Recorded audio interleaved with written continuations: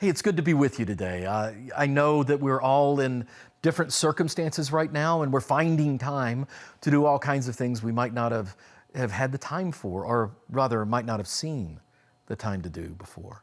And as I've taken that time that I have found, I have started to spend a lot more time in the Word. And I spend a lot of time in my favorite book of the Bible, and that's the Psalms. The Psalms are songs of praise to God, but they're written mostly by David, and David so often sounds like me. Someone who's asking, Lord, what? Why do you let my enemies surround me? Lord, why is this happening? What is going on?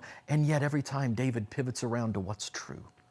Because he was a man after God's heart, David pivots around and talks about God's trustworthiness in this time. Even though he slay me, I will praise him. God is in charge. And he brings it back around to the thoughts that we should be having in times of struggle. I read Psalm 46 recently, and Psalm 46 is not a psalm of David. It's actually a psalm written by the sons of Korah, they're called, and they were praise leaders and worship leaders. They wrote several of the psalms, and you can think of them as the Hillsong of the Old Testament.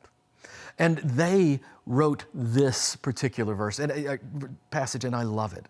Psalm 46 begins, God is our refuge and our strength, a very present help in trouble.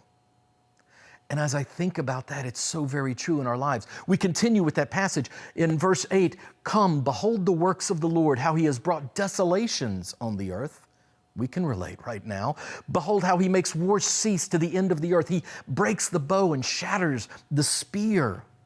He burns the chariots with fire.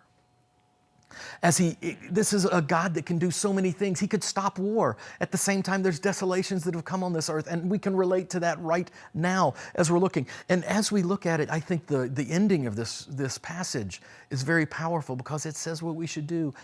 Verse 10, be still and know that I am the Lord. I will be exalted among the nations. I will be exalted in the earth. The Lord of hosts is with us. The God of Jacob is our fortress. Selah.